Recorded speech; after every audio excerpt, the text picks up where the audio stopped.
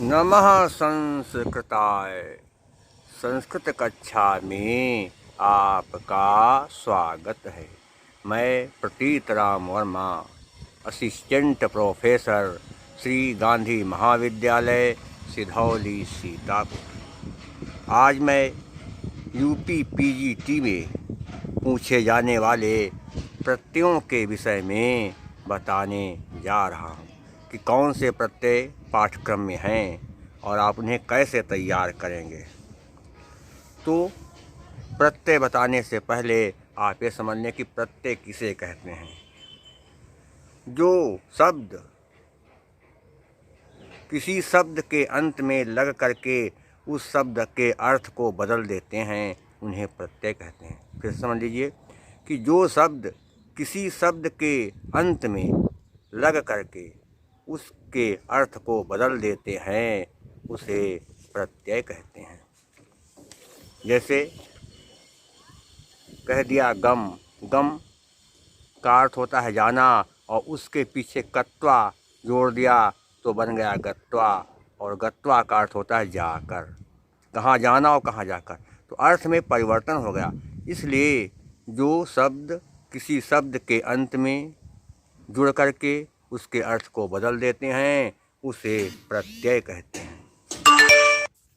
प्रत्यय मुख्य रूप से दो प्रकार के होते हैं, लेकिन कहीं कहीं तीन प्रकार के प्रत्यय। पहला कौन सा प्रत्यय? तद्धित प्रत्यय। जो प्रत्यय रूपों के अंत में लगते हैं उन्हें तद्धित प्रत्यय कहते हैं, और जो प्रत्यय धातुओं के अंत में लगते हैं उन्हें कृदंत प्रत्यय कहते हैं। जैसे रामः, रामः में घई प्रत्यय लगा अंत में, और पठितः गतः इसमें कत प्रत्यय है, तो ये क्या है? कृदंत प्रत्यय। और एक होता है स्त्री प्रत्यय। जो शब्द स्त्रीलिंग शब्दों के अंत में जुड़ करके शब्द के अर्थ को बदलें उन्हें स्त्री प्रत्यय कहते हैं। तो सबसे पहले मैं कृदंत अर्थात कृत प्रत्ययों के विषय में बता रहा हूँ। पहला प्रत्यय कौन सा है? अनियर प्रत्यय। इसके कर्मवाच्य में कर्ता में तृतीया होती है और वहाँ कर्म नहीं होता है। अनियर प्रत्यय का प्रयोग विधिलिंग लकार में किया जाता है। इसके रूप कैसे बनते हैं? इसे कहा पठ में अनियर प्रत्यय लगा दिया, बन गया पठनीयः। लिख धातु में अनियर प्रत्यय लगाया तो क्या बन गया? लेखनीयः। दा धातु में अनियर प्रत्यय लगाया तो बन गया दानीयः। जिन शब्दों के अंत में अनीयः आ जाए, क्या आ जाए? अनीयः, उन शब्दों में अनियर प्रत्यय होता है। एक होता है यत प्रत्यय। अचो यत अर्थात चाहिए अर्थ को बताने के लिए, चाहिए अर्थ को बताने के लिए यत प्रत्यय का प्रयोग किया जाता है, और इसके अंत में यम आता है। जैसे कह दिया हमने चीधन यत, क्या बन गया? चीधन यत चेयम। दाधन यत देयम। लभधन यत लभ्यम। पाधन यत पेयम। जिन शब्दों के अंत में यम आ जाए उन्हें यत प्रत्यय कहेंगे, और अनिय आए तो अनियर प्रत्यय। घई प्रत्यय क्या होता है?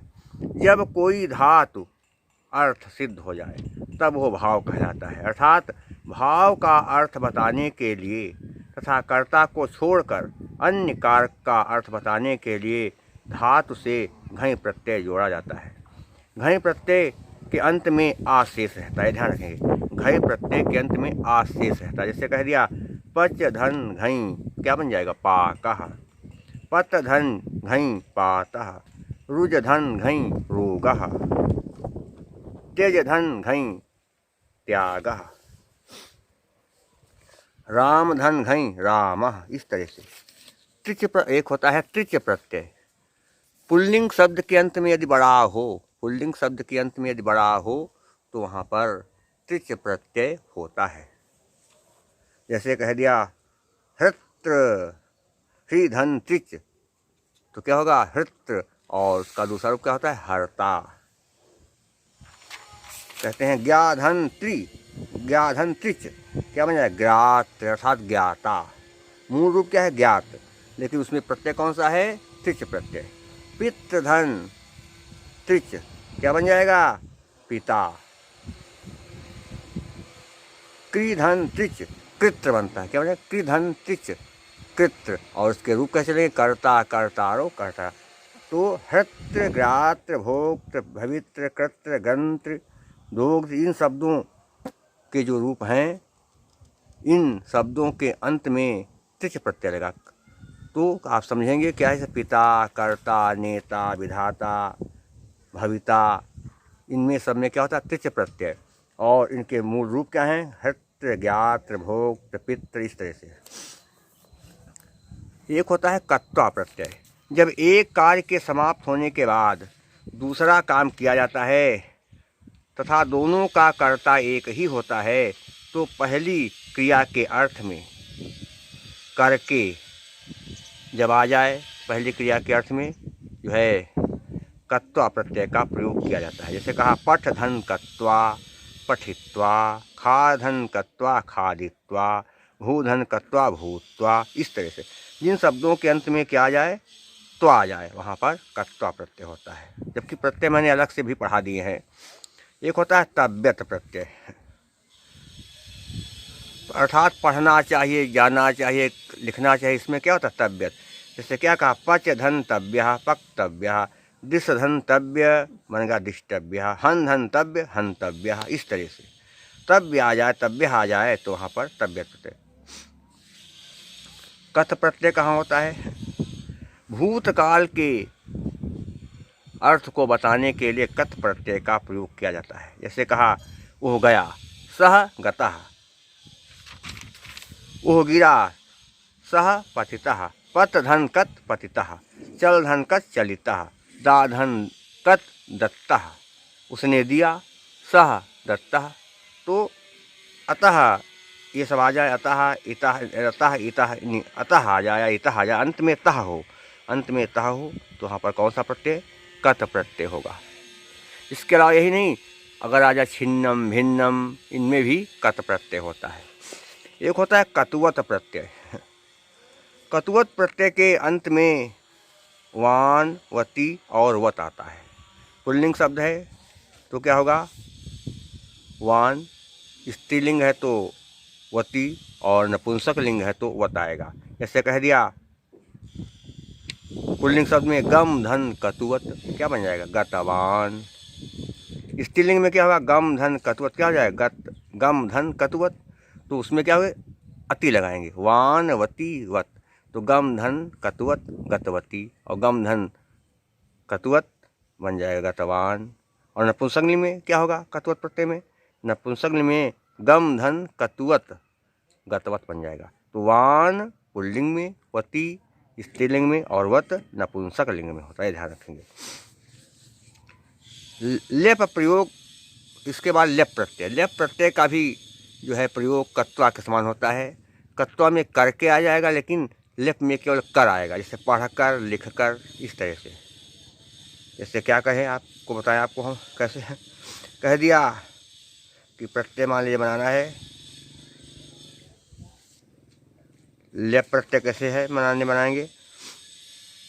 प्रपठनी क्या है? नी धातु में अगर हम लगाएं लेप प्रत्यय क्या होगा? आनीय। और पठ धातु में प्रपठ्य, और प्रणम धातु में क्या होगा? प्रणम्य। इस तरह से कहने का मतलब यह है, अंत में या हो उससे पहले आधा अक्षर हो, अंत में या उससे पहले आधा अक्षर हो, या फिर दीर्घ अक्षर हो, तो वहाँ पर लेप प्रत्यय होता है, ध्यान रखेंगे। एक होता है तुमुन प्रत्यय। पढ़ने के लिए, जाने के लिए, खाने के लिए, जब कहीं पर किसी शब्द के अंत में के लिए आ जाए तो वहाँ पर कौन सा? लेप प्रत्यय हो जाएगा। पठितुम, गंतुम, पातुम, खादितुम, पान, इस तरह से क्या होगा? लेप प्रत्यय हो जाएगा। पठ धन तुमुन, पठितुम पढ़ने के लिए, गम धन तुमुन, गंतुम जाने के लिए, तुम आ जाए अंत में तो वहाँ पर कौन सा? तुम या क्या कहेंगे? जैसे लब्धुम होता है, तो यदि अंत के शब्द के अंत में है तो वहाँ पर लेप क्या होगा? तुमुन प्रत्यय। शब्द के अंत में अगर है तो वहाँ पर लेप प्रत्यय होगा। एक चीज का ध्यान रखेंगे। एक होता है सत्र प्रत्यय। पढ़ता हुआ, हंसता हुआ, लिखता हुआ, जाता हुआ। अगर जाता हुआ आ जाए शब्द के अंत में तो वहाँ पर लेप प्रत्यय, वो क्या हुआ, सत्य प्रत्यय। शब्द के अंत में यदि अर्थ निकले कि हुआ, हंसता हुआ, खाता हुआ, जाता हुआ, लिखता हुआ, तो वहाँ पर सत्य प्रत्यय। और उसके अंत में क्या होता है, अन होता है। क्या होता है, अन, अन अंति अत, अन अंति अत। पुल्लिंग है तो अन, स्त्रीलिंग अंति, और नपुंसक लिंग में अत प्रत्यय होता है। जैसे कह दिया पठ धन सत्य पठन, गम धन सत्य गच्छन, भू धन सत्य भवन, इस तरह से। और स्त्रीलिंग में भवंती, भू धन सत्य भवंती, और नपुंसक लिंग में भू धन सत्य भवत। सानच प्रत्यय में क्या होता है, मानह होता है। क्या होता है, आन, आन या मान, आन, आन या मान में जो है सानच प्रत्यय होता है। अब आता है इसके बाद कौन सा, तद्धित प्रत्यय। उसमें तद्धित में क्या होता है, अण प्रत्यय। पहला अण, जब पिता के नाम पर पुत्र का नाम रखा जाए तो वहाँ पर अण प्रत्यय होता है। जब पिता के नाम पर पुत्र का नाम रखा जाए तो वहाँ पर अण प्रत्यय होता है। जैसे कहा अस्तुपत धन अण, क्या बनेगा, आस्तुपतः। वसुदेव धन अण वासुदेव। इस तरह से पिता के नाम पर जब पुत्र का नाम रखा जाए तो वहाँ पर क्या होगा, अण प्रत्यय। जैसे पांडु धन अण, पांडु या पांडव। एक होता है वतुप प्रत्यय। जिन शब्दों के अंत में वत आ जाए वहाँ पर वतुप प्रत्यय होता है। रूपवत, किंवत, विद्यावत। एक होता है मतुप प्रत्यय। जब जिन शब्दों के अंत में मान, मति, मत, वान, वती, वत आए वहाँ पर मतुप। जैसे पुल्लिंग में श्रीमान, स्त्रीलिंग में श्रीमती, और नपुंसक लिंग में क्या होता है, श्रीमत। जैसे कह दिया वान वेगवान पुल्लिंग में, वती वेगवती, और वेगवत, ये सब क्या है, मतुप प्रत्यय। मान, वान, मति, वती, मत, वत आ जाए अंत में तो वहाँ पर कौन सा, मतुप प्रत्यय। एक होता है ढक प्रत्यय। जब किसी स्त्री के नाम पर किसी पुत्र का नाम रखा जाए तो वहाँ पर ढक प्रत्यय। जैसे कहा सुमित्राया अपत्यम पुमान, सौमित्रेय, लक्ष्मण का क्या नाम, सौमित्रेय। और वैनते, विनता के पुत्र का नाम क्या था, वैनते, गरुण जी, वैनते, ढक प्रत्यय। सौमित्रेय, ये क्या है, ढक प्रत्यय। आंजनेय, ढक प्रत्यय। ढक के साथ एक होता है फक प्रत्यय। कौन सा, फक प्रत्यय।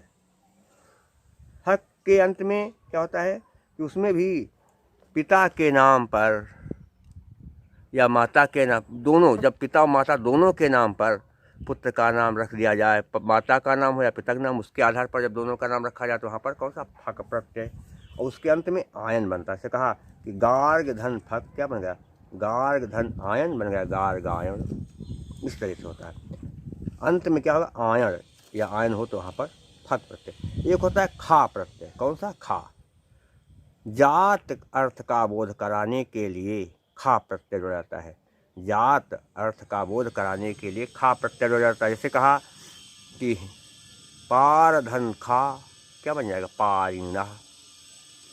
पारावार धन खा, इसमें क्या जोड़ेंगे, अंत में इन, इन, पारावारिणा। जिन शब्दों के अंत में ईना या ईना जोड़ा जाए उन्हें खा प्रत्यय कहते हैं। एक होता है यत प्रत्यय, अचो यत। जिन शब्दों के अंत में या हो और या से पहले आधा अक्षर हो, या जिन शब्दों के अंत में या हो और या से पहले आधा अक्षर हो या गुरु अक्षर हो, दीर्घ अक्षर, तो उसे कहते हैं यत प्रत्यय। से ची धनियत बन जाएगा चेयः, लभ धनियत लभ्या। देखिए चा धनियत चेयः, या के बाद ए है विसर्ग, ये के या के बाद क्या है, गुरु ए है। और लभ धनियत लभ्या, या के बाद लघु है भा। तो चेयः या के पहले दीर्घ और लभ्या में या के पहले आधा। तो यहाँ पर कहने का मतलब ये है कि या अंत में हो उसके पहले आधा अक्षर हो, या अंत में हो उसके पहले आधा अक्षर, या गुरु अक्षर हो तो वहाँ पर यत प्रत्यय। एक होता है छा प्रत्यय। कौन सा, छा प्रत्यय। छा, जहाँ जिन शब्दों के अंत में